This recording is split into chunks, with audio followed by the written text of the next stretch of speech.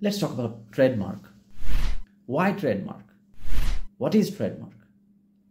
Trademark রেজিস্ট্রেশনটা হলো আপনার প্রতিষ্ঠানের যে লোগোটা আছে, সেই লোগোটা, যে নামটা আছে, যেই ওয়েতে আপনি লিখেছেন, যে ইউনিক ওয়েতে আপনি লিখেছেন, যেই নামটা বের করার জন্য, একটা ইউনিক নাম রাখার জন্য আপনি অনেক চিন্তা করেছেন, সেই নামটাকে রেজিস্ট্রেশন করাটা হচ্ছে আমাদের ট্রেডমার্ক।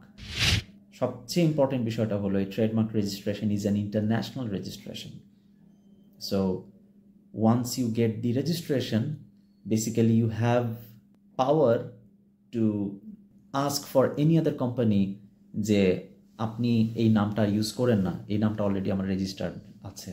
এরকম অহরহ হচ্ছে যে বাংলাদেশে বোনাফাইড তারা একটা প্রতিষ্ঠান শুরু করে দিল, তারা একটা রেস্টুরেন্ট হোক, প্রোডাকশন কোনো কোম্পানি হোক, এগ্রিকালচারাল কোনো কোম্পানি হোক, ট্রেডিং কোনো কোম্পানি হোক, হসপিটাল হোক, তাদের দেখা যায় 3-4 বছর, 10 বছর, 15 বছর তারা প্রোডাকশানে আছেন, সার্ভিস দিয়ে আসছেন। হঠাৎ করে তাদের কাছে একটা লিগ্যাল নোটিশ চলে আসলো, একটা ট্রেডমার্ক রেজিস্ট্রেশন করা আছে ঠিক এই নামে বা এই লোগোটার কাছাকাছি ডিজাইন। আপনি আপনার প্রতিষ্ঠানটা হয় বন্ধ করেন অথবা আমাদের সাথে যোগাযোগ করেন ফর ফার্দার ডিসকাশন যে কী করতে পারেন। একটা ব্যবসা প্রতিষ্ঠানের ক্ষেত্রে এরকম একটা চিঠি পাওয়া অনেক বড় একটা তাদের জন্য ধাক্কা। কেন?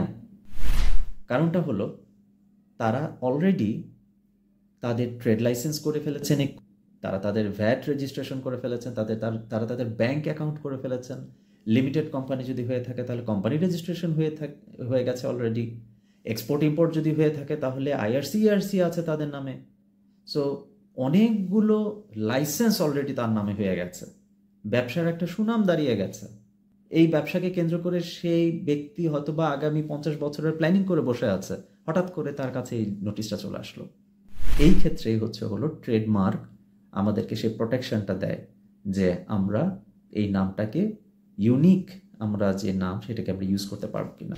ট্রেডমার্ক এই বিষয়টাকে অনেকে গুরুত্ব দেন না, কিন্তু এটাকে অত্যন্ত গুরুত্বের সাথে দেখতে হয়।